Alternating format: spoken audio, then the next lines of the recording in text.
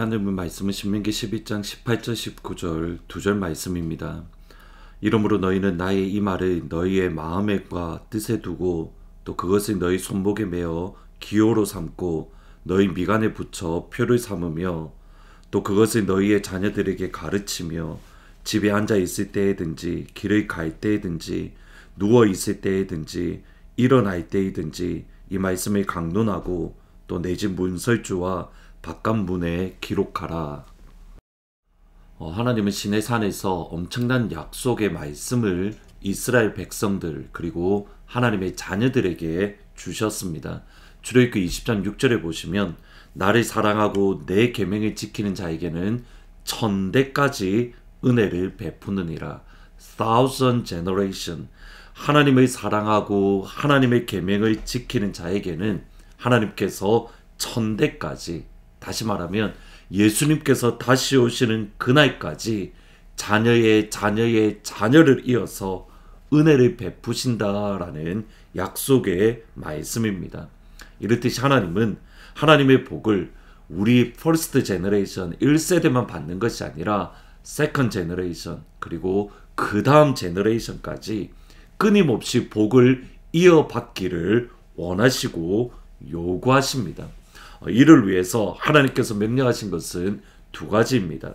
하나님은 구원의 하나님이며 하나님은 인도하시는 하나님임을 자녀들에게 가르치고 또 그것을 보여주고 경험할 수 있도록 도와주어야 됩니다. 이제 고민은 어떻게 자녀 세대들에게 그리고 다음 세대에 하나님을 가르치고 하나님을 보여주며 그러므로 하나님의 은혜가 대를 이어서 전해질 수 있는지 여기에 대한 다시 말하면 반법론적인 고민입니다. 어떻게 하면 자녀들이 그리고 다음 세대가 하나님을 경험할 수 있습니까? 이것이 오늘 본문의 말씀입니다. 첫 번째로 자녀들이 하나님을 경험하고 하나님의 말씀을 매인바 되기 위해서는 부모님이 하나님의 말씀을 붙들어야 되고 부모님이 하나님의 말씀에 매인바 되어야 됩니다. 18절에 보시면 이러므로 너희는 나의 이 말을 너희의 마음과 너희의 뜻에 두고 또 그것을 너희 손목에 매어 기호로 삼고 너희 미간에 붙여 표를 삼으며, 그러니까 부모님에게 먼저 하나님의 말씀을 사랑하고 하나님의 말씀을 읽고 하나님의 말씀에 매여야 된다.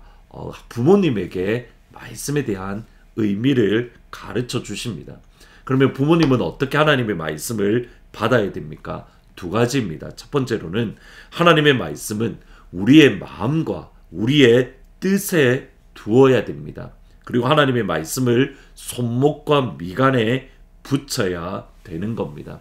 하나님의 말씀은 우리의 신비, 우리의 영혼 깊이 먼저 새겨야 됩니다. 10년 전에 한 노래 경연 프로그램을 보았던 적이 있습니다. 워낙 큰 이슈가 되어서 보았는데 한 가수가 노래를 부르는데 가요를 부르는데 그 가요를 듣는 방청객들이 모두 울고 있는 겁니다. 그 모습에 적잖은 충격을 받았던 기억이 있습니다.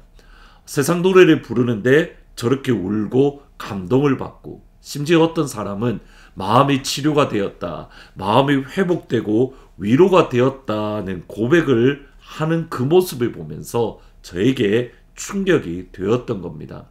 그러면 찬양은 무엇일까? 하나님을 노래하고 하나님을 찬양하는 그것은 어떻게 다른 것인가? 결론은 의외로 간단합니다. 세상 노래도 우리의 감정, 다시 말하면 우리의 혼을 건드릴 수 있습니다. 그러나 세상 노래는 우리의 영혼을 건드리지 못합니다. 영적인 것을만이 영적인 것을 건드리고 회복할 수 있기 때문입니다. 이것은 하나님의 말씀, 성경에도 그대로 적용되어집니다. 하나님의 말씀은 우리의 지식, 감정, 의지 이것을 동원해서 하나님의 말씀을 읽어야 됩니다. 그리고 여기서 한 걸음 더 나아가야 됩니다. 그 하나님의 말씀이 우리 영혼에 새겨질 수 있도록 하나님의 말씀이 대해야 되고 읽어야 됩니다. 실제로 예레미야 31장 33절에 보시면 그러나 그날 후에 내가 이스라엘의 집과 맺은 언약은 이러하니 곧 내가 나의 법을 그들의 속에 두며 그들의 마음에 기록하여 나는 그들의 하나님이 되고 그들은 내 백성이 될 것이라. 여호와의 말씀이니라. 여러분, 이 말씀을 보셔야 됩니다. 하나님의 법이 너희 속에 두고 하나님의 법을 너희 마음에 기록한다. 하나님의 말씀과 하나님의 법이 우리 영혼에 새겨질 때에 그 다음 하시는 말씀이 나는 그들의 하나님이 되고 그들은 나의 백성이 될 것이다. 하나님의 법과 하나님의 말씀이 우리 영혼에 새겨질 때에 하나님의 백성이 되고 하나님은 우리의 하나님이 되시는 겁니다. 하나님의 말씀을 우리 영혼에 새겨지고 그리고 하나님의 말씀을 우리 손목과 미간에 붙인다. 실제로 하나님의 말씀을 읽는 겁니다. 이것은 요즘 저 역시도 참 주의해야 될 그런 습관 중에 하나입니다. 하나님의 말씀을 실제로 읽어야 되는 겁니다. 눈을 뜨자마자 뉴스를 보는 거나 아니면 다른 무언가를 하는 게 아니라 눈을 뜨자마자 자동으로 하나님의 말씀을 읽고 눈을 뜨자마자 자동으로 코와 성경 읽기를 읽는 그런 영적인 습관이 우리에게 새겨져야 되는 겁니다. 그때에 하나님의 말씀을 우리 영혼에 새기고 하나님의 말씀을 우리가 끊임없이 부모님 세대가 읽을 때에 자녀들에게 그 아버지의 말씀을 아버지의 믿음을 보여주고 가르쳐 줄 수 있습니다. 이어지는 신명기 12장 19절에 보시면 또 그것을 너희 자녀들에게 가르치며 집에 앉아 있을 때든지 길을 갈 때이든지 누워 있을 때이든지 일어날 때이든지 이 말씀을 강론하고 또 내 집 문설주와 바깥 문에 기록하라. 신명기 11장 19절은 저희들에게 정말 중요한 교훈을 영적인 가르침을 줍니다. 하나님의 말씀을 영혼에 새기고 그 말씀을 읽는 습관을 가지는 것은 부모님 세대입니다. 그리고 그 말씀을 자녀들에게 강론, 설명하고 가르치고 보여주는 겁니다. 길을 갈 때이든지 집에 앉아 있든지 누워 있든지 일어날 때이든지 자녀들에게 주의 말씀을 가르쳐주고 그 말씀을 보여주는 것 부모님의 역할입니다. 예수님을 믿는 믿음과 성경이 가르치는 한 축은 교회와 또 전도사님입니다. 그리고 또 중요한 한 축은 부모님입니다. 가정에서 하나님의 말씀을 가르치는 것, 가정에서 하나님을 보여주는 것, 부모님이 자녀들에게 하나님의 말씀을 가르치는 겁니다. 삶의 구체적인 현장에서 자녀들에게 하나님의 말씀이 어떻게 적용되고 그 말씀을 붙들고 어떻게 이겨낼 수 있는가, 우리에게 주어진 상황 속에서 하나님의 말씀을 어떻게 적용하고 그 가운데 하나님의 뜻은 무엇이고 또 하나님의 뜻을 어떻게 지키는가, 무너지지 않고 하나님의 말씀으로 어떻게 이겨낼 수 있는가, 그것을 보여주는 중요한 역할은 다름 아닌 부모님 세대입니다.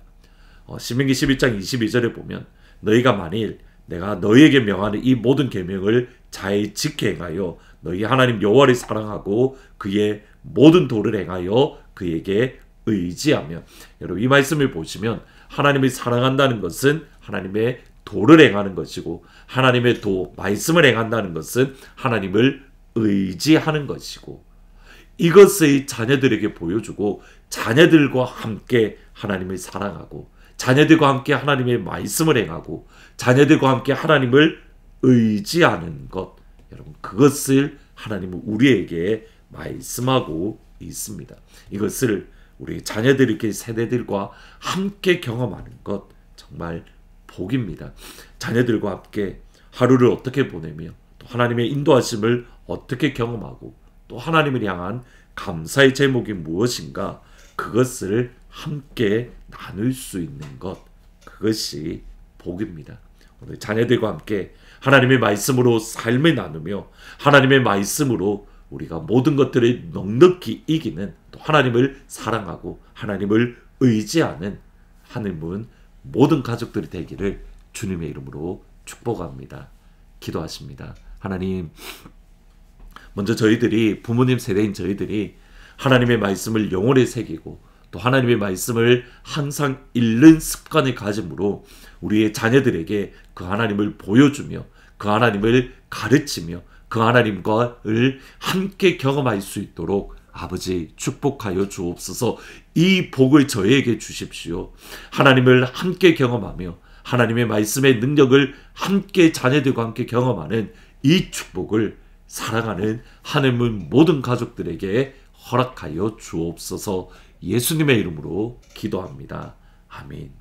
하나님의 말씀을 영혼에 새기고 하나님의 말씀을 항상 읽음으로 자녀들과 함께 그 하나님을 경험할 수 있는 그 축복이 있기를 주의 이름으로 축복합니다. 오늘 저녁 7시 45분에 가스펠 프로젝트가 있습니다. 많이 들어오셔서 하나님의 말씀을 배우고 익히고 영혼에 새기는 복된 시간이 되기를 부탁드립니다.